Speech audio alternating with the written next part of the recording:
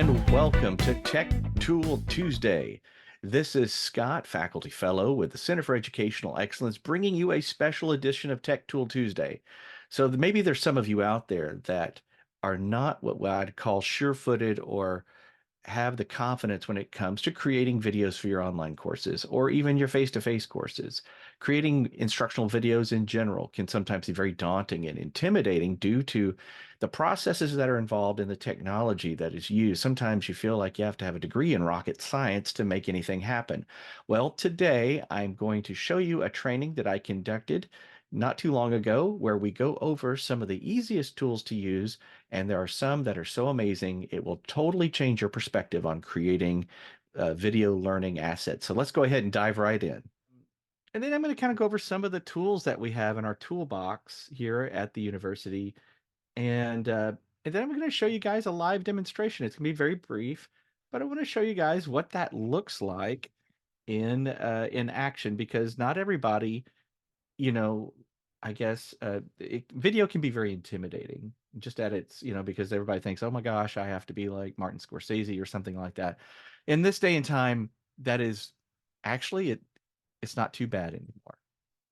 So the first and most important question is why? Why do we need to use video? And believe it or not, there are a group of some of our more seasoned faculty. They're like, why do I need to use that? It's all on the learner. The learner needs to, take accountability, which, yes, that is true. It is a partnership. But I thought that for just a second, if you guys would indulge me, I want to give you a glimpse. This actually made me laugh really hard. Where this is Jim Gaffigan, if you've never heard of him, and I'm going to play just a few seconds of this. But think about students that you've taught. He talks about reading, and I want you to hear what he says and how. Just let this kind of marinate. All right, here we go. Let me see. You ever talk about a movie with someone that read the book? They're always so condescending. The book was much better than the movie. Oh, really? What I enjoyed about the movie? No reading. Do you ever read an article and at the bottom it says continued on page 6? I'm like, not for me. I don't have the attention, but every now and then I'll read a book. I'll be so proud of myself. I'll try and squeeze it into conversation. People are like, hey, Jim, how you doing? I read a book. 250 pages. That's great. What was it about? No idea. Okay. So, yes, that's a little bit over the top, but a lot of those things that he said are things that as a faculty member I struggle with. Sending out announcements, putting detailed instructions and assignments and things like of that nature. And I will have a lot of students that will not read. And the big takeaway from that whole little demonstration there, a little tongue in cheek, but it is actually true. Not everybody's a text only learner. That's one of the reasons why video is such an essential tool, and it's been around forever. But in this day and time of how the internet has changed and how technology has better adapted to integrating video, especially our learning management system that we have in our disposal here at Tarleton for online learners and even in class learners, whether you're face to face, hybrid, or fully online. Video is an incredible tool because, first and foremost, not everybody is a text only learner. So, universal design, if you've never heard of this, I kind of call it the kissing cousin to accessibility. Because, with when anytime we're delivering materials that we create, we have to make sure that it's accessible, but we also want to make sure that it's digestible, that no matter how people learn, we're addressing, as many multiple learning styles as we possibly can. So UDL means multiple ways to take in information and multiple ways to express it. So how can that video gives you variety and choice. It also becomes an interactive element where you can use it you could put it in a discussion post. You could put it at the beginning of a unit of instruction where you could have kind of not only just the text, but then you can have a video of somebody, a living, breathing person, explaining what the student is going to do for that week of instruction, maybe providing clarity on something. So it becomes this interactive thing. We can even do video interactive quizzes inside of Canvas where you can create one and it'll pause and pop up a question.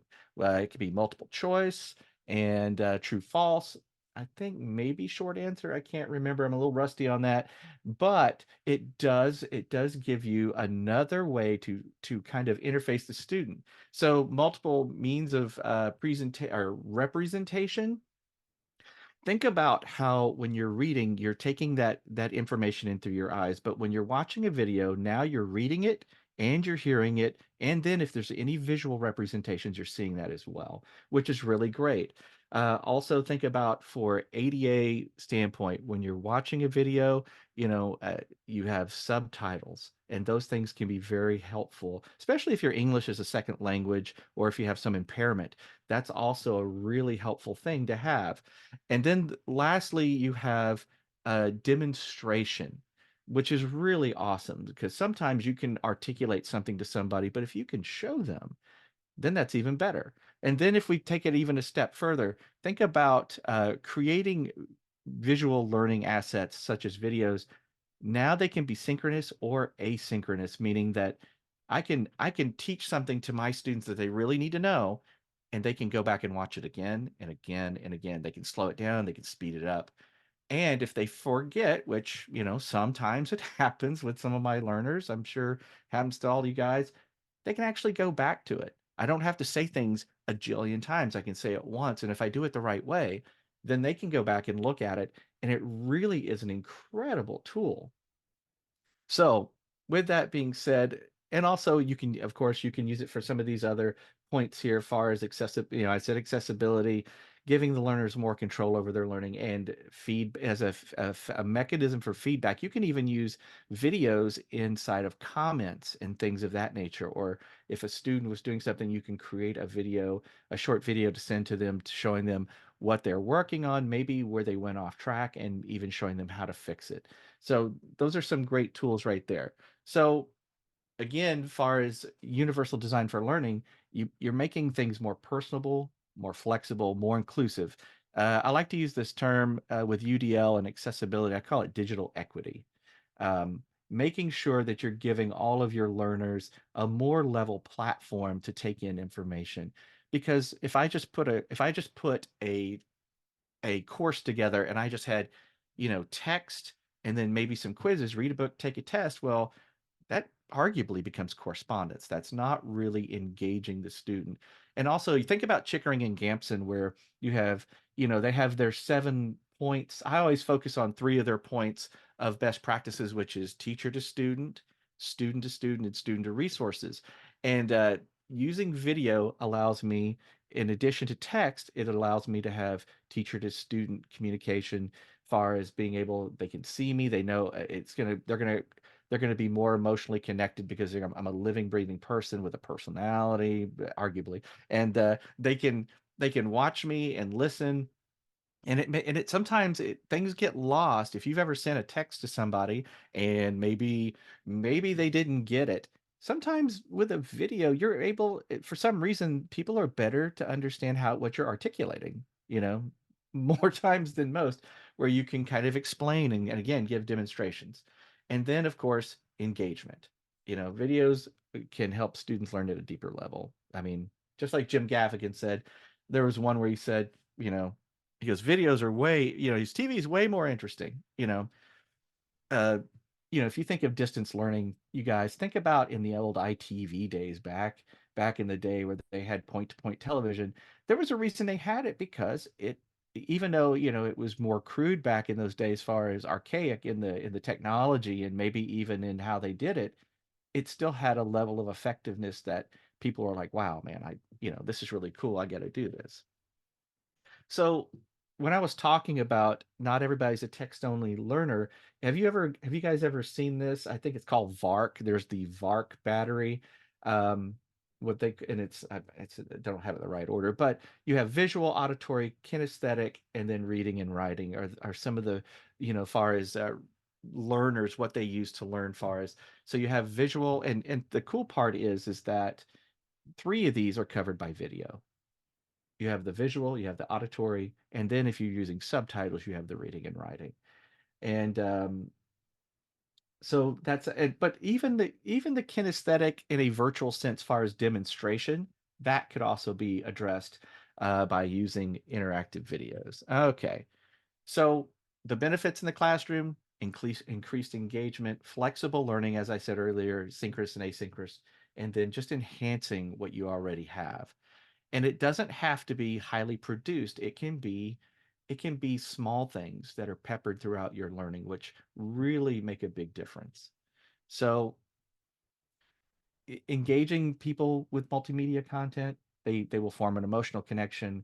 It's more immersive, and you can again combine multimodal types of learning experiences. All right. So the next question is, okay, Scott, so this sounds great, but how do I do it? Well, there's lots of ways. Here's a couple of ways I want to show you guys. As far as recording videos, uh, there's a there's 7 ways to sundown, so to speak, as we say around here, to do this kind of stuff. But let me introduce you to a couple of things that are really easy. The first one right here, if you can see this, this is called Panopto Express. This is you can Google this, just put it in the search engine of Google, Panopto Express, and this is a 100% free video recording tool. And it's a really great tool for you as an instructor because you don't have to sign into it. You don't have to sign up for anything. There's nothing. You go to the web page and it will allow you to record yourself, your screen, or both. And when it's done, it will save to your computer. You can click a download button after you've done recording. It will save as an MP4 video file, which is one of the most um, compatible video formats that we have out right. It's a good codec. It's got good sound, good high quality video. The other one, of course, is just using your good old phone. Now, when you do use a phone, though, you do want to remember that you don't want to shoot it like this. You want to turn it sideways. So that way it fills the whole screen. You want it in landscape instead of portrait. I know a lot of students, when they record, they do it like this. But for all of us, if you are going to record, you can get like a little phone holder, put it over there, record, and then you can even take this and you can email it to yourself or send it to yourself in a way where you can then drop it into our Canvas Studio repository that you have inside your Canvas account. And then you can just upload it or insert it into something, which is really awesome. So these are a couple of easy ways to get going. So let's talk about editing. That's a dirty word in video, man. Like people will literally lock up and fall over. Like, but I have some good news for you. It's not like it used to be. Um, you don't have to have a room full of equipment. You don't have to have a ton of skill to do it. You just have to be willing. So I provided here on the screen just a few things that I think that are actually very doable options. The first one is something that's owned by Microsoft. It's called Clipchamp. It's hard to say really fast. So if you go to Clipchamp, you can actually uh, have a free account with them. They do have paid levels, but their free account's amazing. I use it, and I'm a seasoned video editor that's been doing this for years. But I've recommended this to other faculty, and they love it. It's free and it's very easy to use. It's quite intuitive. It even has some AI features, which is hilarious. The next one is what I call witchcraft. It's called descript.com, and Descript is unbelievable. It's an amazing video tool. It's very straight ahead. It doesn't have a lot far as effects, but the editing is amazing because when you drop a video in there, it has a split screen and it shows you text on your left side and then your video on your right.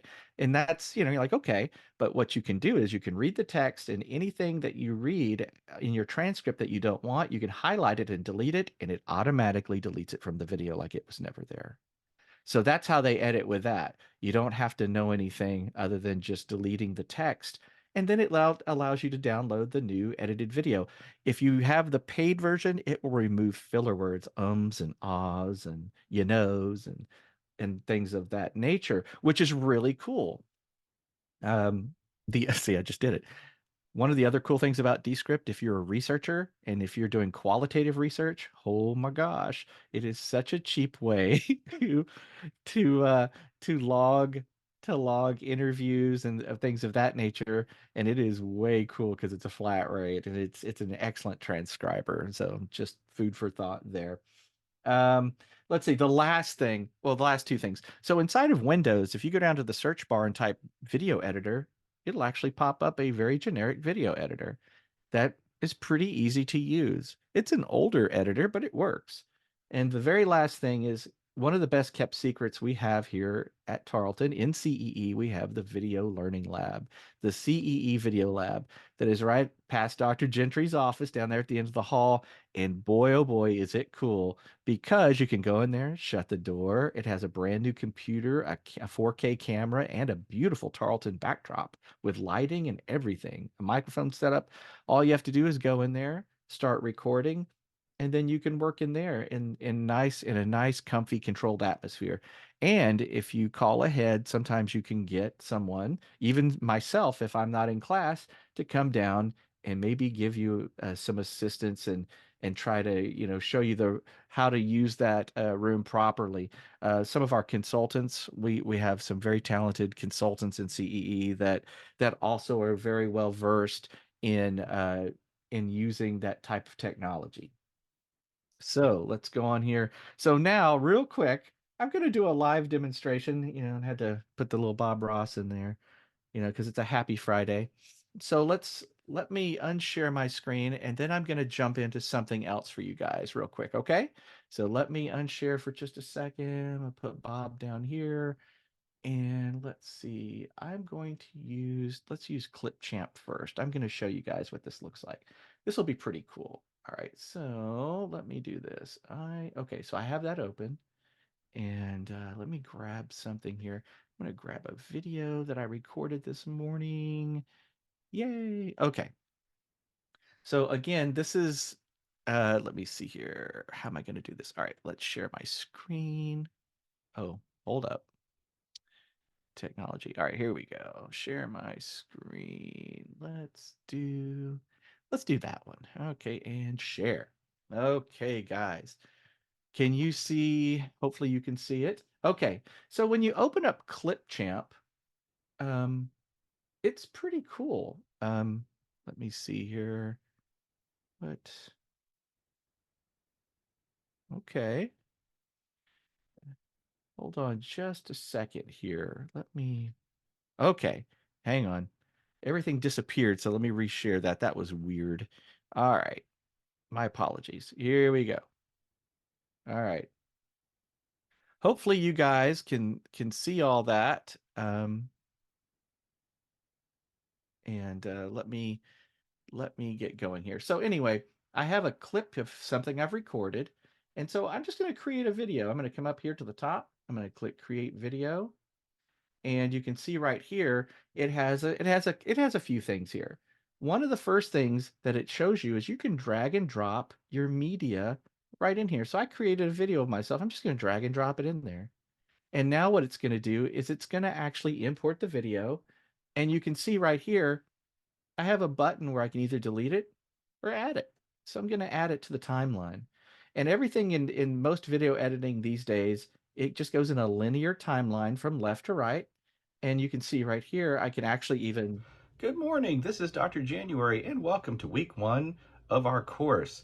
Today, I would like to go over a few things with you so that way we can go ahead and get you off to a good start. The first thing is, oh no, I've messed up.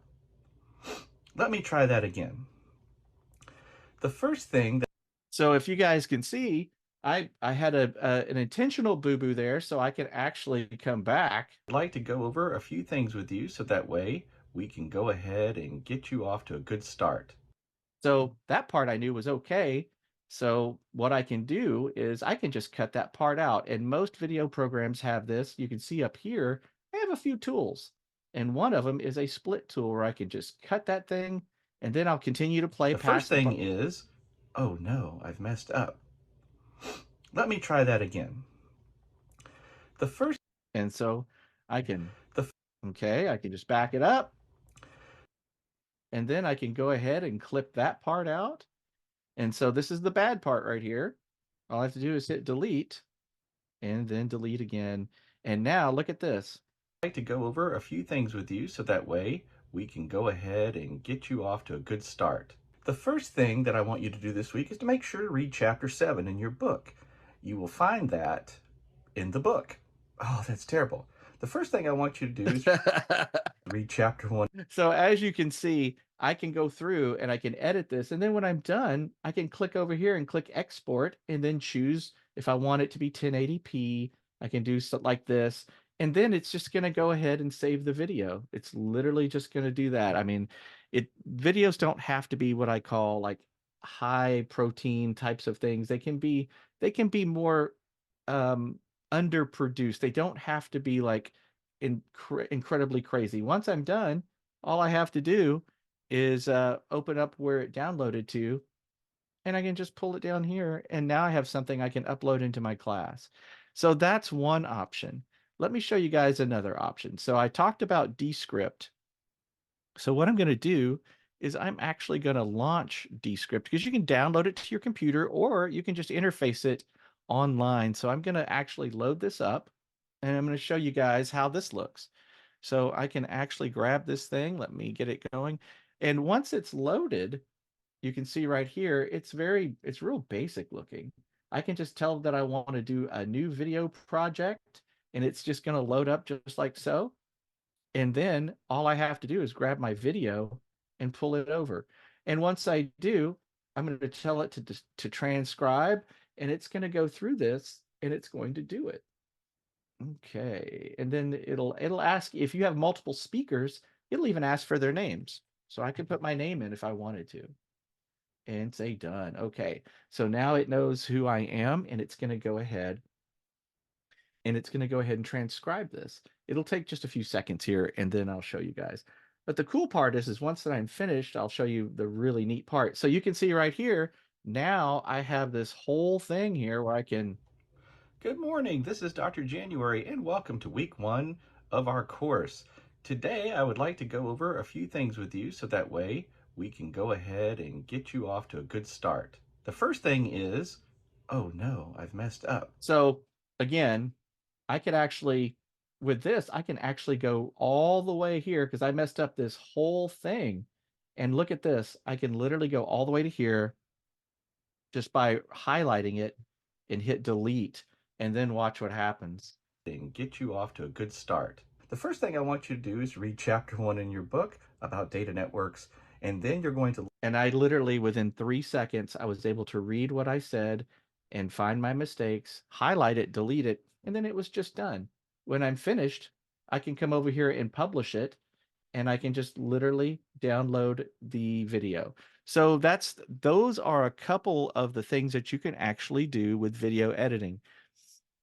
Once you're finished, you can actually go inside of Canvas, and let me see here. Do I have my Canvas? Let me look. I believe I did. Well, you know what? Let me bring it up. That'll probably be the easiest thing to do. So let me just go ahead and let's go into Canvas real quick. Let me just jump in there. So, wants everything. Okay. Let's see if really? Okay. Okay, there we go. And let me approve myself. This whole new authentication thing, you know? Okay, yes. All right, there we go. So there we go. And we're in. All right. So now let's just say I created a video that I wanted to deploy to my students. I could come into like, I'm going to use a sandbox for this, but let's say that I went into my module section and I had a welcome video and I had this right here, welcome to the course. And I wanted to put this new video that I recorded, and maybe I already had some things in here, as you can see, but I wanted to add this. So what I could do is I could just come over to edit.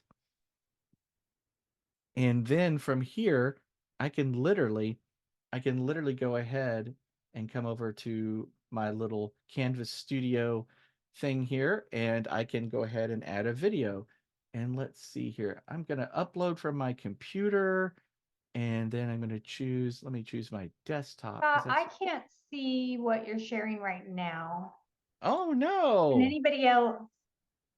Can you not see my desktop right at this moment? Not right now, just with when you moved over to this next. My apologies. Let me try this again. I am so sorry. Here, let me back up because that is terrible. There it is. Okay, guys, my bad. So I'm inside of a, I am so sorry. So after I created a video, there's a couple of ways that you can get it in there. One of the easiest ways is once you log into Canvas, you have this little robot looking guy here, the studio button. You can click on this and it will anything that you want to upload, and it's just your private repository for videos. I can literally come up here to the add button and I can just drag and drop that media right here, and it's going to upload it for me, which is really fantastic. After it uploads and processes, it will even allow me, it will automatically, after I tell it to, it will close caption the video, which is super important. The only thing that this does not do in Canvas is that it doesn't cross platform. So if you give your presentation in English, you have to choose English as the option. It's not going to do it in French or Russian or anything like that, unfortunately. So after I upload the video, you'll see it appear like this. And I'm going to let that go ahead. You know what? I'm going to go ahead and move forward with this because it may take too long. But I'll just use a different video. We'll pretend that was the one I uploaded. But after you upload a video, then you can go into the view and you can come over to captions, and you can tell it that you want it to caption in English. And then once it does, you will be able to even look at the transcript and edit and whatnot. And it is a fantastic tool. Let me go back over here real quick. I'm going to look and see if maybe while I was talking, it did it. And no. Okay. So let me do this. I'm going to go over here to dashboard, and I'm going to go into one of my sandbox courses. And so for sake of argument, I uploaded this video into my studio, and then maybe I'm going to go into the module like where I have a welcome to the course. Maybe I want to put an introduction of myself in there. Maybe I already have some of my stuff like my syllabus here, but I can go in and edit the page. And then after I do that, maybe I want to put the video right here. And I want to call it welcome video. And after I've done that, all I have to do is come over to the same icon that I had over here, because now it's one of the tools that I have, and I And can choose Sean? it. Yes, sir. We call that the octopus. Yes. I call it the little robot because it has little arms and legs. But yes, absolutely. So you can see here I have some different things that it'll show all the things that I've uploaded. And let's see, let me just pick one. And you can see here I have a whole bunch of stuff. I'll go back to let me go back to the beginning here.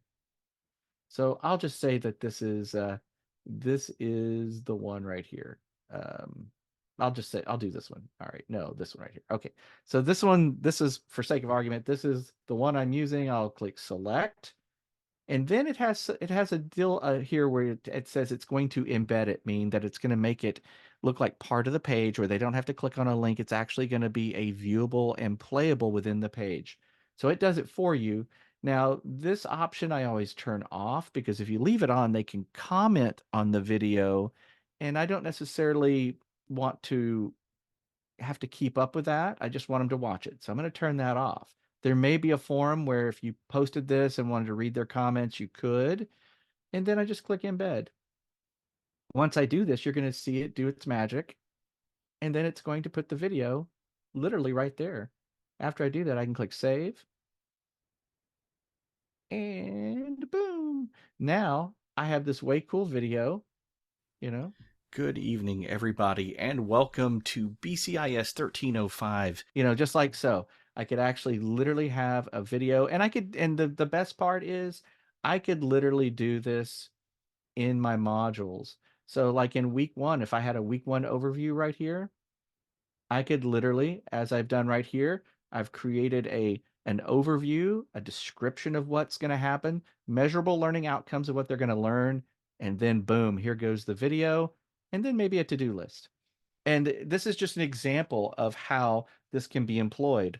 It also could be maybe they're gonna take an exam, and maybe before they take the exam on the page where you have the link, they could have a video there, or maybe even in the exam as one of the questions you could post a video. Or there's a lot of different applications that you can use for something of this nature. So let me go back for just a second and let me let me find, there it is. All right. Trying to find this thing. Let me go back and get back to my presentation here. And there we go. All right. So guys, that is one of the things that just kind of some a rough visualization. I'm trying to be conscious of the time here because I can talk about this for hours, but let's talk about best practices for effective video integration, or some of the things that really make it helpful. You can make it align with your curriculum. It makes your engagement more active. It gives you more contextual support, and again, it supports continuous improvement. So if you have a course that doesn't have any video, then you put videos in, you've already taken up the level of your course quite a bit, because now again, like I said earlier in the presentation, you're addressing accessibility. You're addressing you know multi needs of learners, various learning needs, and then you're even giving students a way to have resources and synchronous and asynchronous more asynchronous learning there. But it's a great way to connect with your students. I worked with this one faculty member that was a history professor. And she was really did not like to make videos, but I've convinced her. I said, use your phone, just use your phone and post things, talk about, because you really want to front load you've been telling me you want to front load stuff. So she did. And there was one day where it was 1,000,000 degrees, her AC broke, and so she needed to send them some sort of announcement. And so she made a video of her on her back porch. She is like hair sticking up, everything, and she made this video saying, "Okay, you guys, it's 1,000,000 degrees. I'm really over this, but hey, real quick, I need to share this with you." That instructor got so much incredible feedback from her students because she was, all of a sudden, she's a real person. They really connected to her. They just fell in love with her because and the engagement went up 1 billion. That's actually, probably a fabrication there, but it went up a ton. She saw a measurable increase in their engagement and even in their grades, because she was able to connect with them in a way that she wasn't able to with just text on a page. And and she would even have people on campus, oh my gosh, I'm in your online class, love your videos, da, da, da. And so I personally find it very, very helpful as someone who had a previous background in educational television, and then in the early days of distance learning, and as well as an instructional designer and consultant, and now a faculty member. I see so many layers to this. And again, it doesn't have to be complicated.